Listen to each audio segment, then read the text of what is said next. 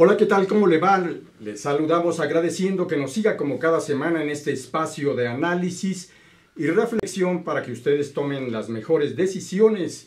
Les saluda Raúl Fraga en este espacio, la agenda del emprendedor de Astele.tv. Bienvenido, Pepe Sobrevilla. Gracias, Raúl. Muy buenas tardes. Buenas tardes. Gracias, y el día de hoy tenemos la maravillosa presencia, la muy agradable presencia de la doctora Anna Jacobi, que viene justamente para dar a conocer la convocatoria y toda la información respecto al premio Walter Reuter de periodismo alemán, y que sin duda será especialmente importante por el tema central que tocará este año, en donde se aborda como la plataforma de atención especial el Estado de Derecho y la libertad de expresión en México. Ana, te agradecemos mucho estar con nosotros. Muchísimas gracias a ustedes por invitarme a dialogar aquí un poco con ustedes. Anna Jacobi es doctora en ciencia política egresada de la Universidad de Berlín y ha realizado trabajos vinculados con medios de comunicación para la Fundación Konrad Adenauer, así que conoce perfectamente toda la cartografía de la era global del periodismo en nuestra Latinoamérica y, por supuesto, su relación con el contexto global. Ana, ¿qué importancia tiene la convocatoria de este año, temáticamente hablando, de este muy prestigiado Premio Alemán de Periodismo, Walter Reuter? Bueno, empezamos el año, digamos, la decisión del tema para este año se tomó en el mes de marzo, que fue un mes muy duro para el periodismo, con 3 periodistas asesinados. Siguió tremendo y al día de hoy también tenemos que dar nuestras condolencias a la familia de Salvador Adame. Lamentablemente es el 8º periodista asesinado en el año, la cifra se está descontrolando. El año 2016 fue el año más mortífero con 11 periodistas asesinados. Desde las fundaciones y organizaciones, las 9 organizaciones que coordinan el premio y que lo financian, hay una gran preocupación por el tema de la libertad de expresión. Entonces, por eso es que se escogió este tema, que es, digamos, tiene un primer foco en la cuestión de la libertad de expresión, de la seguridad de los periodistas, y también va más allá de esto en cuestiones que tienen que ver con el Estado de Derecho, ¿no? Cómo el Estado cumple o no su rol como garante del Estado de Derecho, por supuesto la vida y la integridad de los periodistas, pero también el acceso a la información pública, que haya medios públicos de calidad, los derechos de las audiencias, la competencia en medios de comunicación, que haya, en resumen, un paisaje mediático diverso, plural, de calidad. Y a su vez, otra cuestión por la que se eligió este tema es por la importancia del periodismo en fortalecer el Estado de Derecho. No solamente va en una dirección, sino también en la dirección inversa. Entonces, se decidió elegir este tema para incentivar a los periodistas a que escriban sobre esta cuestión que, bueno, hoy más que nunca sabemos la importancia que tiene y la urgencia que tiene hablar de estos temas. Cierto, el 30 de mayo de 1984, una fecha fatídica para el periodismo mexicano, caía abatido con las balas por la espalda el periodista y columnista Manuel Buendía, y desde aquel fatídico año, 1984, ha venido incesantemente creciendo el número de periodistas y profesionales de la información que sucumben ante la violencia atroz, sobre todo en los últimos tiempos. ¿Cuál es el fenómeno que se presenta en el contexto internacional de la violencia mortal contra periodistas, Ana? Bueno, la verdad es que es un tema, exacto, muy presente en diversos países y en diversos contextos con diversas modalidades. Los países más mortíferos para los periodistas son países en guerra, en situaciones de guerra o de conflictos bélicos abiertos. Cierto. Hay países en los que hay una enorme censura abierta, hay encarcelamiento de periodistas. Hay otros países en los que hay formas más sutiles de silenciamiento. México no está en esa situación. Lo que hay es esta situación que que es sabida de casos de periodistas agredidos, de periodistas asesinados, también de agresiones hacia los medios de comunicación.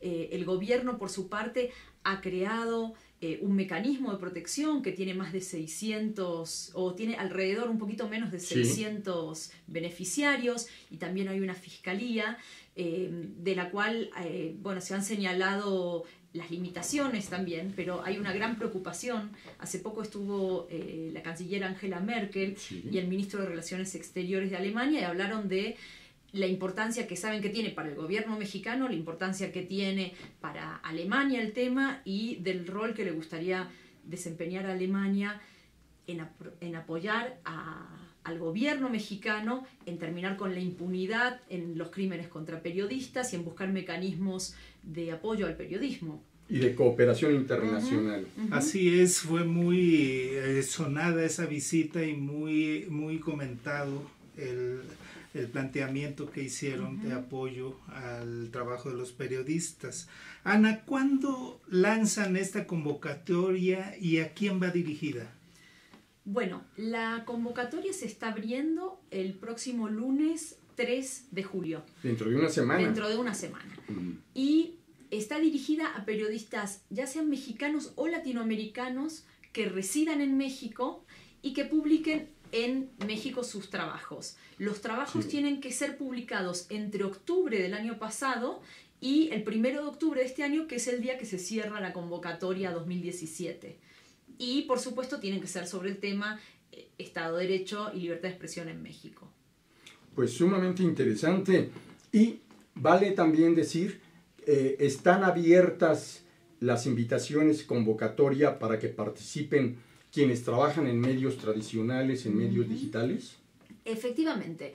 La verdad que, por un lado, está abierta a toda clase de géneros, porque de hecho Walter Reuter fue un fotoperiodista, entonces está abierta a todos los géneros y a su vez a toda clase de medios impresos, medios digitales, televisión, radio, toda clase de, todo lo que sea publicado en medios puede presentarse. Son hasta un máximo de 3 trabajos por periodista, y se pueden presentar trabajos grupales, lo que pasa que el premio sigue siendo 1. Claro. El premio, por cierto, consiste en un dinero que son entre 2.000 y 1.000 euros, porque son 3 premios, un curso de alemán en el Instituto Goethe y un viaje a Alemania, que el sentido del viaje es también lograr un mayor acercamiento al periodismo alemán y tratar de tender puentes desde México hacia el periodismo alemán. ¿Por qué no nos recuerdas la trascendencia histórica de Walter Reuter y que lleva a que este prestigiado premio alemán de periodismo esté justamente referido y dedicado a su memoria?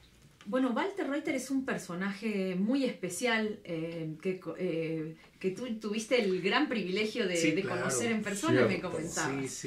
Él nace en Berlín, se dedica desde muy joven a la fotografía y a la impresión, y es un personaje multifacético que también se dedica a la danza y a la actuación, muy influenciado por las vanguardias de los años 20, y luego se vuelve empieza a retratar el ascenso del nacionalsocialismo. Un mes después del día de la asunción de Hitler, en el 33, decide salir del país y se va a España, en donde se une a la causa republicana, y como soldado y también como fotógrafo, y es alguien que retrata desde una visión muy humanista el drama de la guerra, ¿no? Las mujeres, los refugiados, los niños y por supuesto los combatientes también, pero todas las, digamos, retrata de una manera muy humana todas las facetas de la guerra.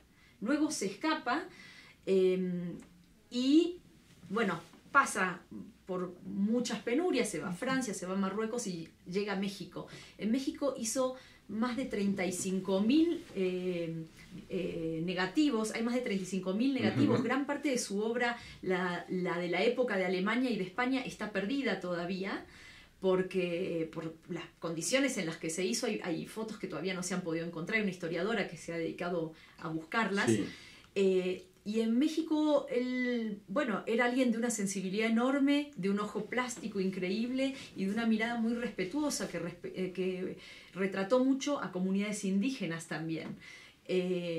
Hay fotos muy, muy bellas que son relatos del tiempo, y desde el premio Walter Reuter se eligió este personaje primero porque él es una persona emblemática del siglo XX, sin ¿no? duda. O sea, por lo que vivió él como persona, por las causas por las que luchó, etc. Segundo, porque es un puente natural entre Alemania y México desde un lugar de una enorme sensibilidad. Entonces, se nos hizo una persona importante, y también, por supuesto, por su compromiso con la democracia, por su lucha contra el fascismo, por ser un personaje que políticamente es importante. Entonces, por todas estas cuestiones fue que se eligió a Walter Reuter para el premio.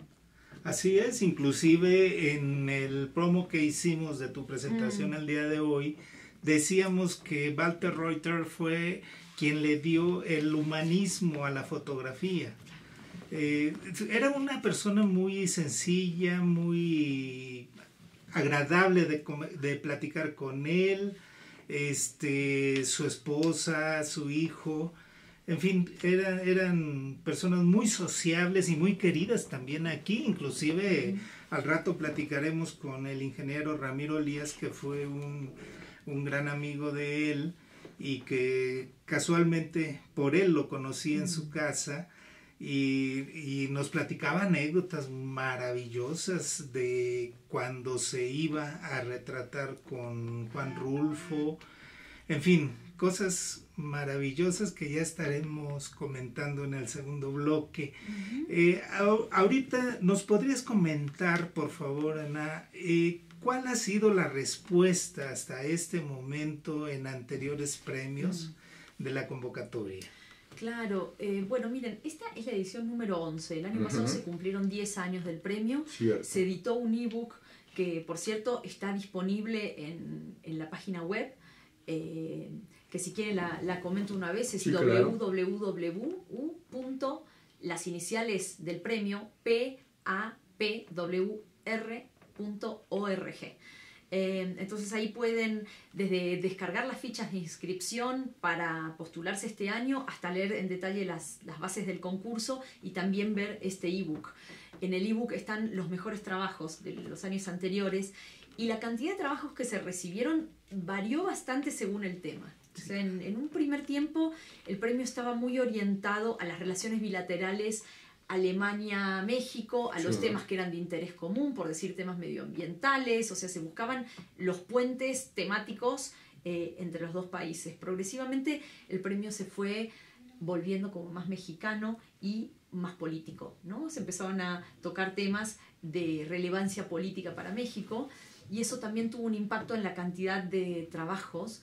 El récord fue cercano a los 200 trabajos recibidos, que para el jurado fue un enorme trabajo porque se tratan con muchísimo respeto. Se leen primero la coordinadora, yo en este caso hago una primera lectura de todos los trabajos, se dividen en grupos temáticos tratando de respetar distintos criterios para que sean grupos homogéneos, y eso luego se distribuye a los jurados como para que todos los trabajos sean leídos por lo menos 4 miembros del jurado.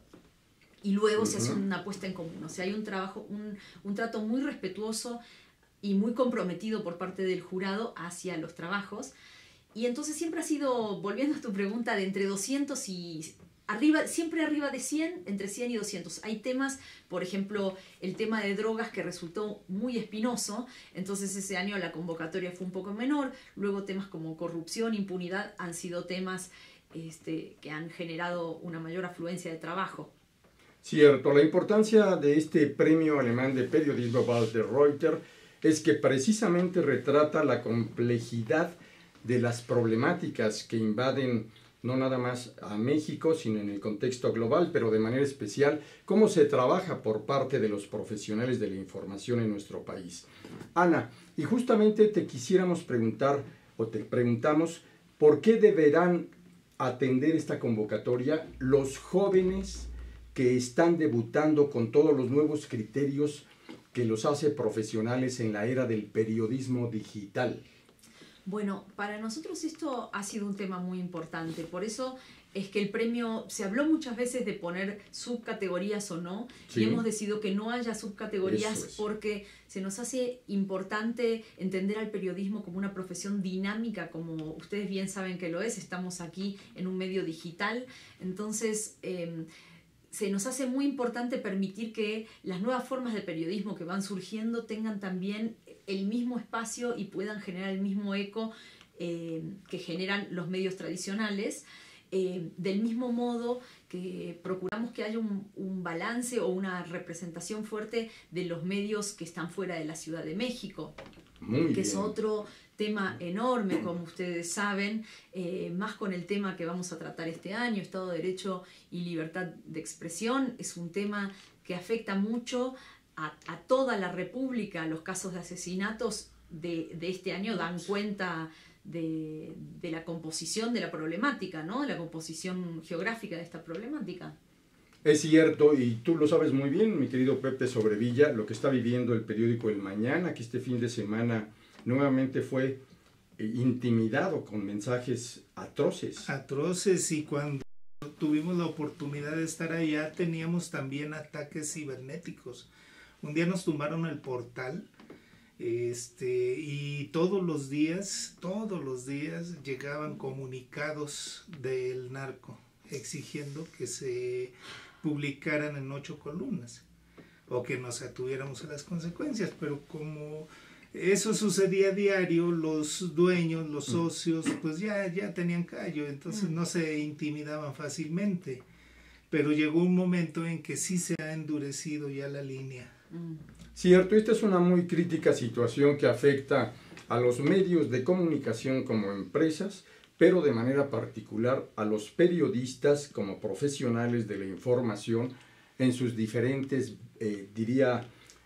virtudes y versiones, y que obliga ya a que los medios de comunicación y los propios periodistas afectados empiecen a buscar y explorar nuevas formas de cooperación precisamente con la aportación de experiencias internacionales. Después de la pausa vamos a continuar dando a conocer por parte de la doctora Anna Jacobi toda esta muy importante información. Sigan con nosotros.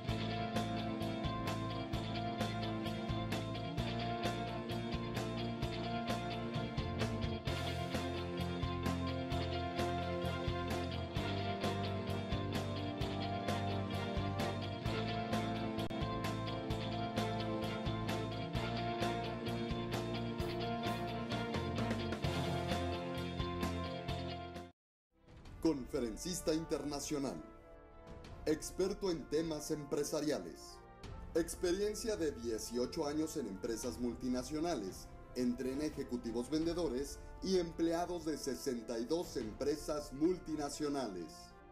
Conductor del programa Líderes en Acción en Astele.tv. Ha brindado más de 2.500 conferencias en México, Centro y Sudamérica. orador profesional y campeón nacional de oratoria. Considerado el comunicador del año, Gildardo Avendaño.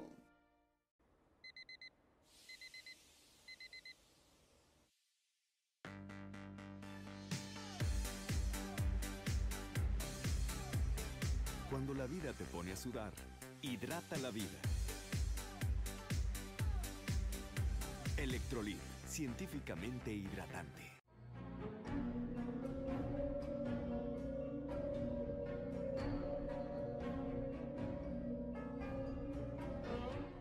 Rosso Fragola. Arte en fresa que seduce tus sentidos.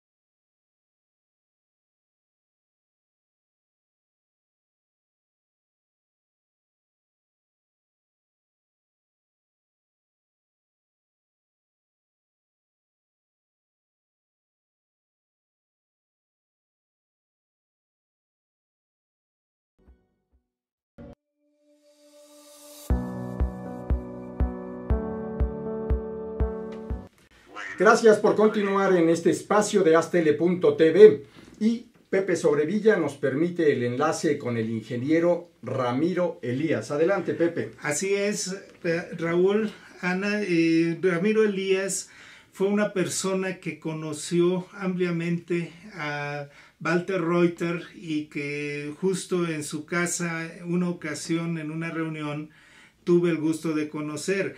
Ingeniero, platícanos cómo conociste a Walter Reuter. Walter Reuter era un fotógrafo que estaba haciendo trabajos para la compañía David McKee de Inglaterra, para fertilizantes mexicanos y para la siderúrgica Lázaro Cárdenas.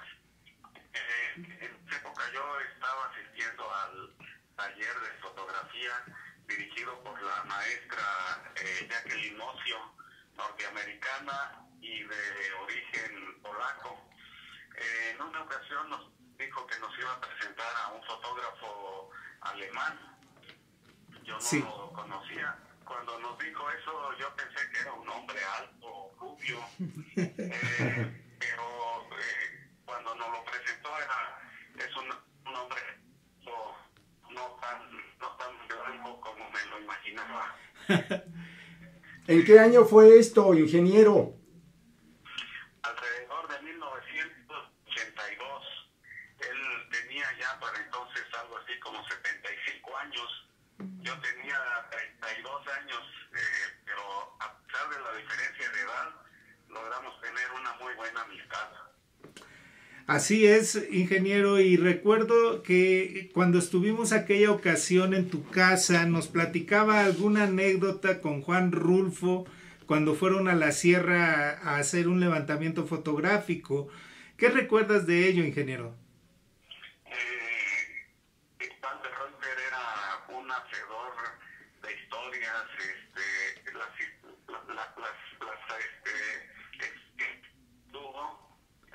las narraba, era un gran conversador, y en una ocasión nos platicaba que fueron a hacer un trabajo a la sierra oaxaqueña.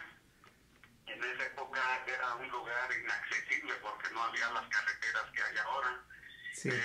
Y en ese expedición, porque así se puede llamar, iba un grupo de un fotógrafo, un cineasta, un narrador como era Juan Rulfo.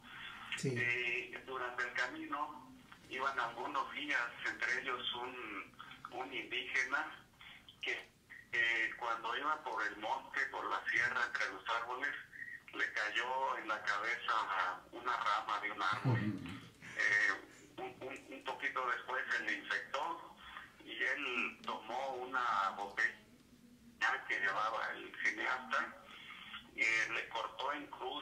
vez sacó el pus que tenía allí y le vació la mitad del coñac. Y antes le suministró algo para que no sintiera tanto dolor. Sí. Después llegaron a la comunidad, había muchos árboles. Como él había estado muy cansado después de todo el viaje, se acostó en una hamaca.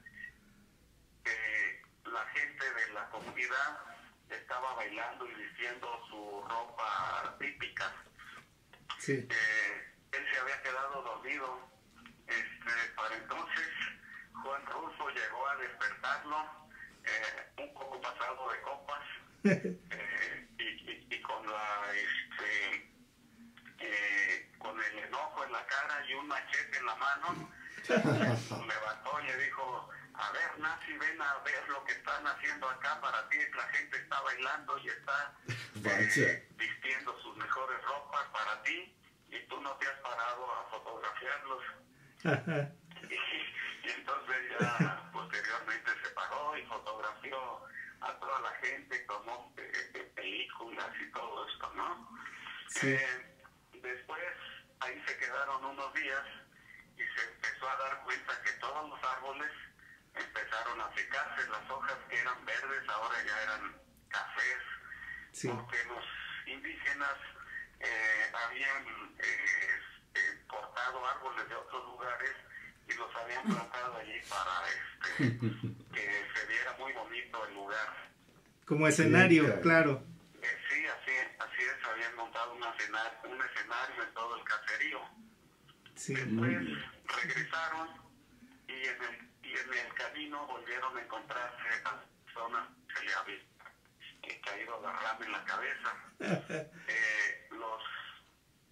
Los que venían con él se acercaron y le besaron la mano diciendo que había sido un milagro. ¿Qué tal? Sobre todo por la cruz que tenía pintada en la cabeza, que era la cicatriz de la cortada que le había hecho. Muy interesante. Ingeniero Ramiro Elías, te pregunto, al paso de los lustros, ¿cuál es ahora tu opinión de Walter Reuter cuando se ha convertido con justa razón y con gran mérito en un referente histórico del periodismo mundial, en este caso del premio de periodismo alemán Walter Reuter? Bueno, Walter Reuter indudablemente fue un gran fotógrafo, y fue activamente en algunas luchas sociales, sobre todo en Alemania, de donde tuvo que huir.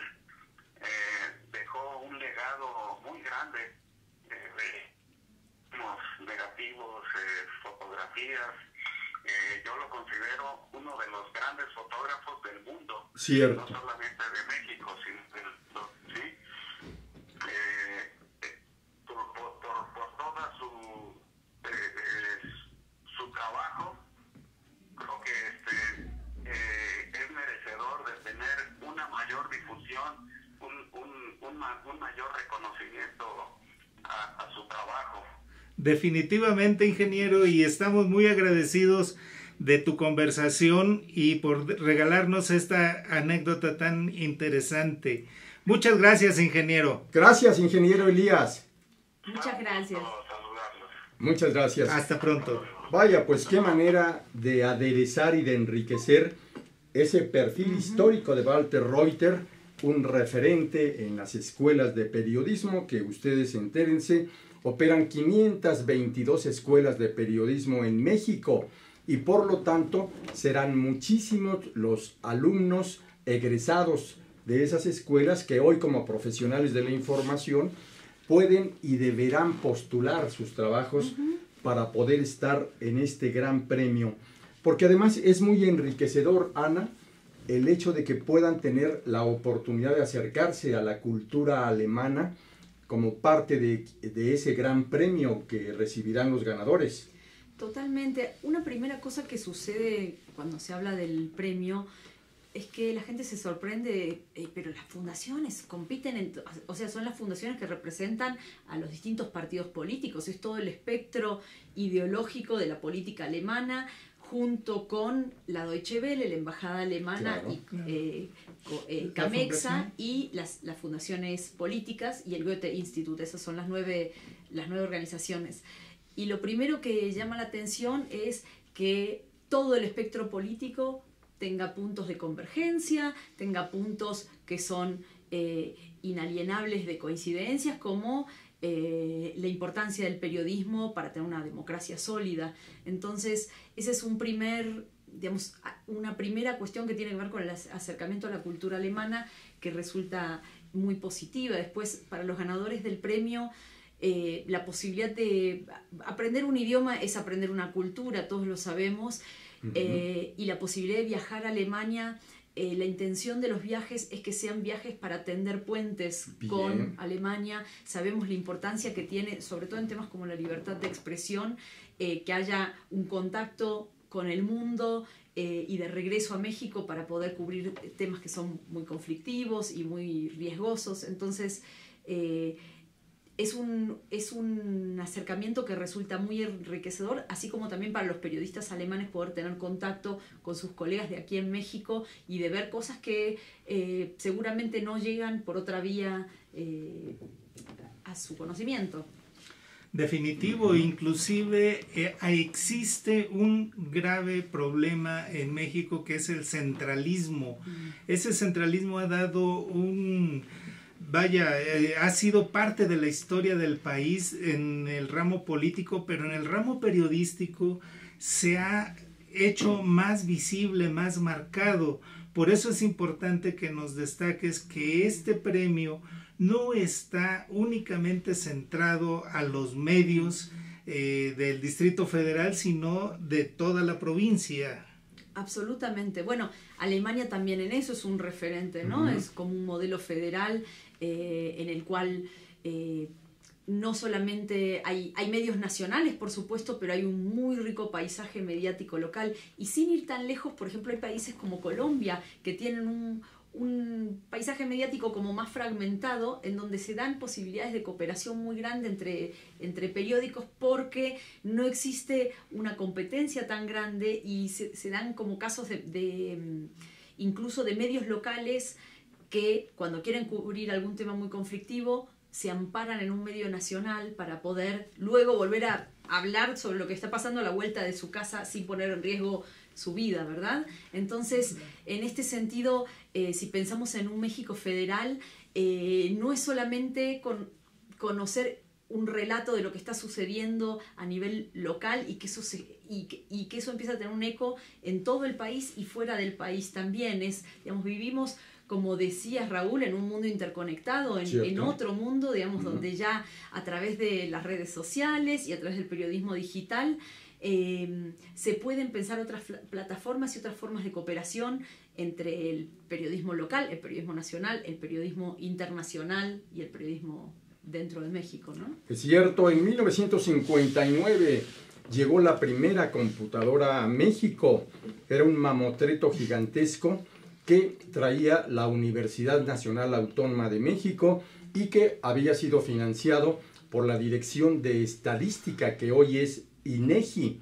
Al paso de las décadas, México, sobre todo al finalizar el siglo XX, se modernizaría entrando a la era digital y, según los datos del pasado 17 de mayo, Día Internacional de las Sociedades de la Información y la Comunicación, en México ya hay 70 millones de internautas, cosa que es sumamente importante porque la totalidad, o al menos un 95% de los periodistas, así sean de antaño, estamos ya trabajando de acuerdo a los nuevos criterios, códigos y lenguajes digitales, algo sumamente importante. Doctora Ana Jacobi, te preguntamos también cómo México debería aprender modelos de éxito de otros países en cuanto a la construcción de instituciones para la defensa del derecho a la libertad de expresión y, sobre todo, diríase, el blindaje institucional del trabajo de los periodistas. Bueno, es un tema enorme, es un tema Cierto. hermoso. Voy a empezar con algunas instituciones alemanas que Muy eran, bien.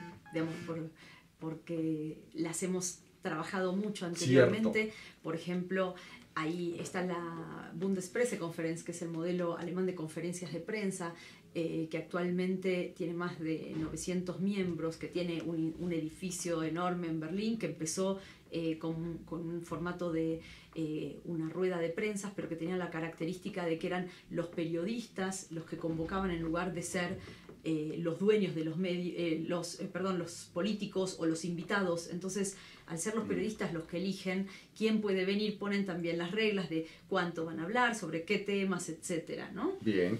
Eso es algo que, de hecho, se está procurando también realizar en México y que despertó mucho interés en muchos periodistas en México que han visto la necesidad de institucionalizar, de tener más actividades gremiales. De hecho, hace poco se reunieron en Agenda de Periodistas una gran cantidad de periodistas preocupados por la situación que se está viviendo, y hay un movimiento fuerte desde el gremio periodístico por organizarse, por alzar su voz como colectivo, etcétera.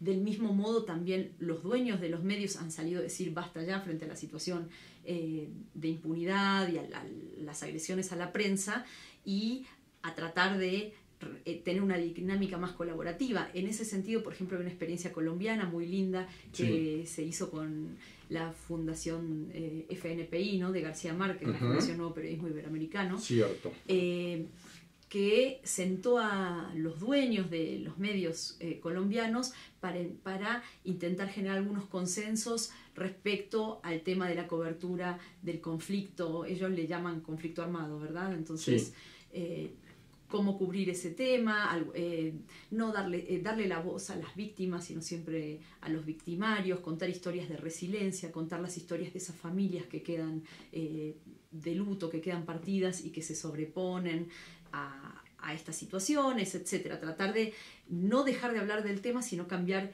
el ángulo de la información. Luego Alemania tiene también un mecanismo muy interesante para el control de los cárteles monopólicos, y hay algunas sentencias muy grandes que han logrado evitar algunas fusiones, que bueno, para México podría ser otro ejemplo interesante. Y por supuesto está la radiodifusión pública, en donde que México esté en un momento muy especial en relación a la radiodifusión pública. Hay muchas cosas por hacer, muchas cosas, por ejemplo, el modelo alemán nuevamente tiene un consejo colegiado en donde están representados todos los partidos políticos, y se busca justamente que tenga cierta independencia ideológica y financiera y organizativa respecto al poder político, para que tenga una relativa autonomía en su línea editorial, y también para garantizar que los medios públicos, digamos, no solo a nivel político sean plurales, sino también que exista pluralismo informativo y que sean medios de calidad, ¿no? Muy bien, excelente. Después de la pausa vamos a referir cómo surge en México la Red Nacional de Radiodifusoras y Televisoras Educativas Públicas y Culturales, e información adicional sobre este gran premio de periodismo alemán Walter Reuter. Sigan con nosotros.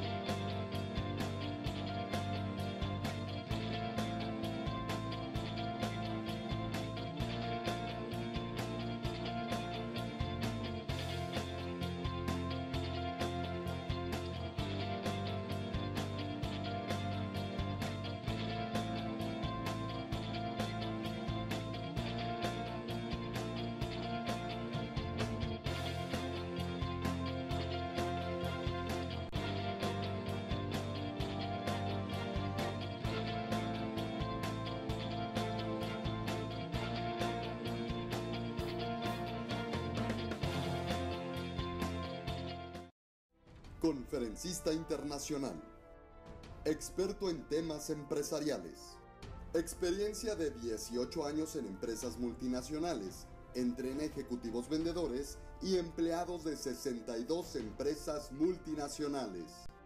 Conductor del programa Líderes en Acción en Astele.tv. Ha brindado más de 2.500 conferencias en México, Centro y Sudamérica. Profesional y campeón nacional de oratoria. Considerado el comunicador del año. Gildardo Avendaño.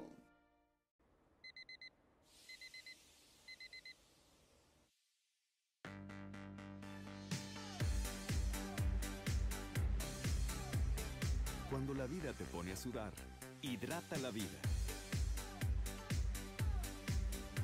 Electrolit, científicamente hidratante.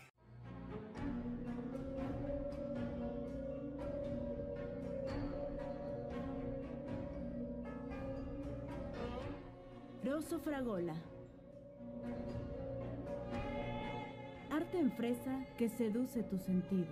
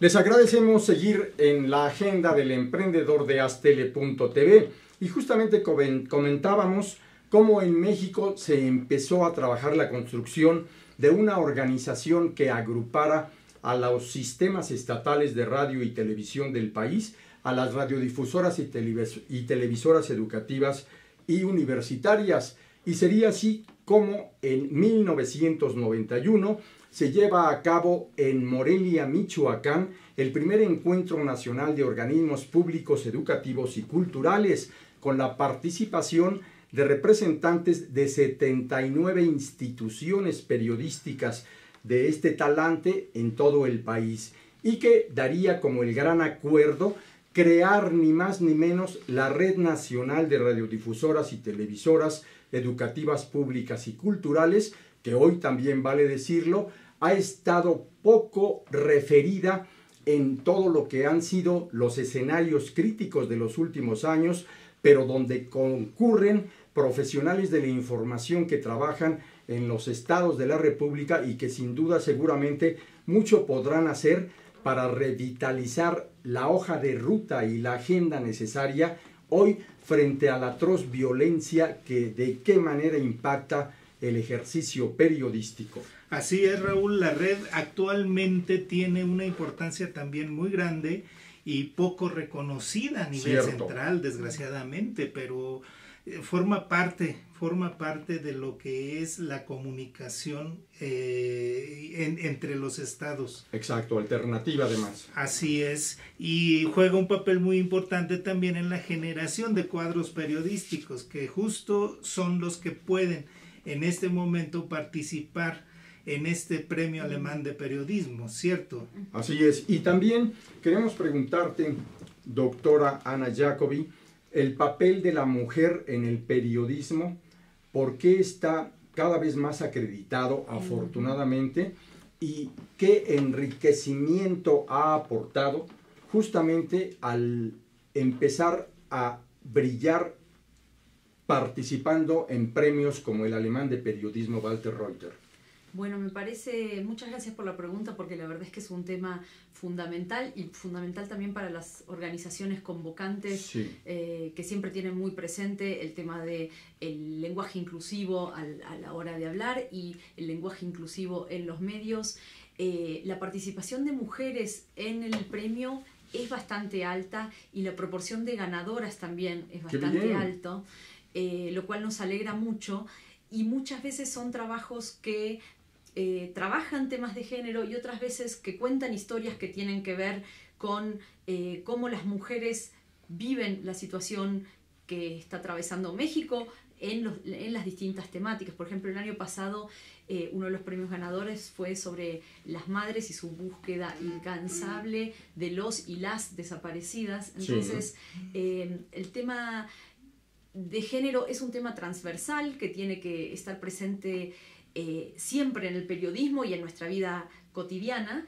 Y hay, por ejemplo, existía un proyecto que habíamos impulsado en algún momento en el pasado, tenía que ver con un observatorio de género, de cuánto se tratan los temas de género en los medios, qué clase de lenguaje se utiliza, cuánto se utiliza o no un lenguaje incluyente, etc.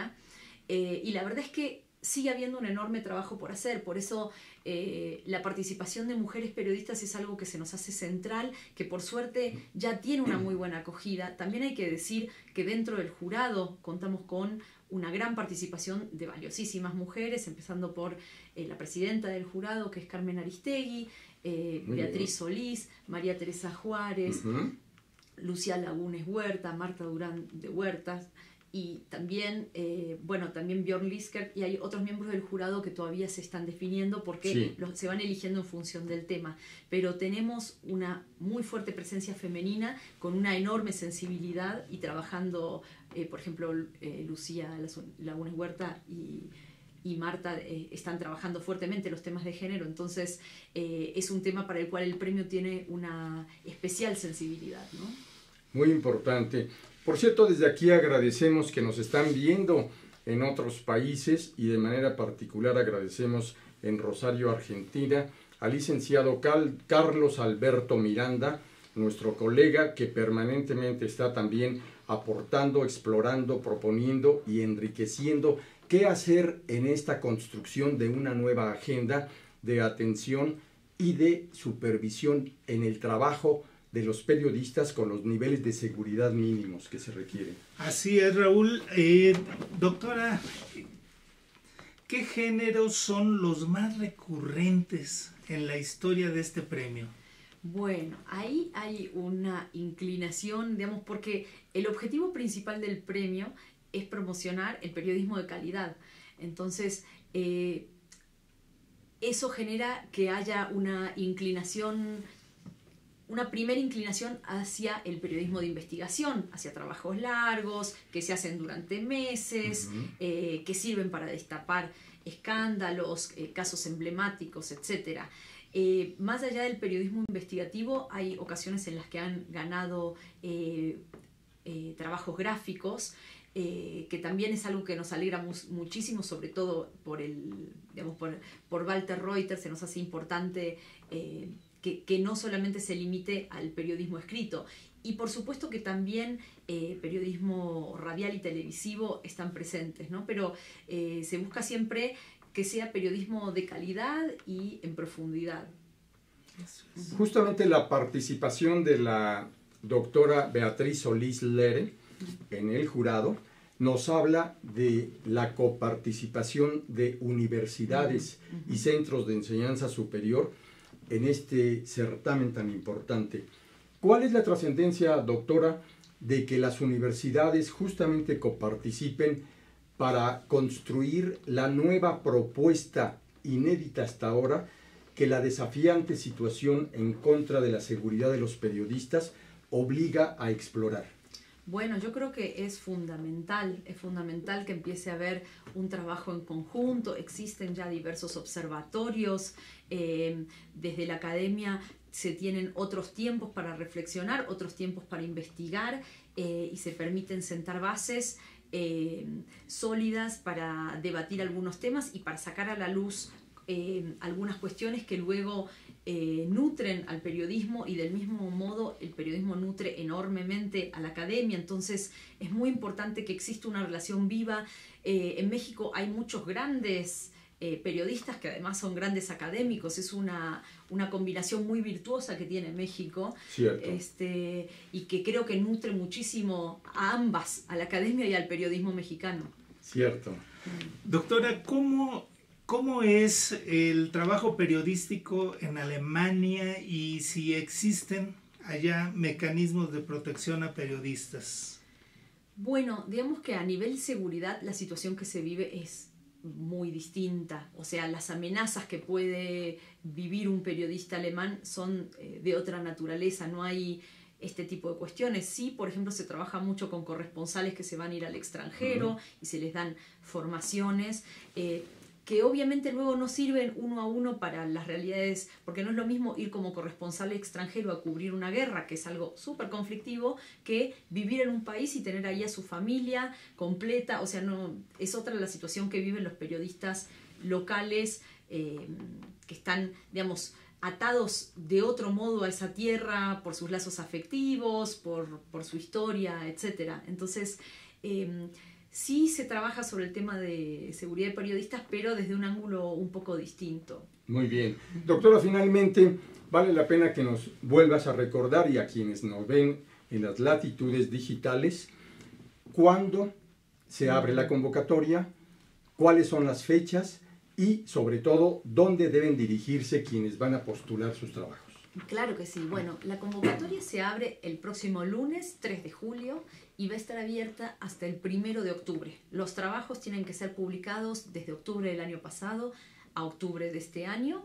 Deben llenar una ficha que está online, que va a estar online a partir del día del lanzamiento. Todavía no lo está porque se va a poner el día 3 de julio. Y está dirigida a periodistas mexicanos y latinoamericanos residentes en México que publiquen en medios mexicanos, por supuesto con la temática Estado de Derecho y Libertad de Expresión en México.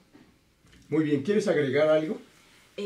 Quizás dejarles nuevamente la página web. Por supuesto, claro. Es www.papwr.org.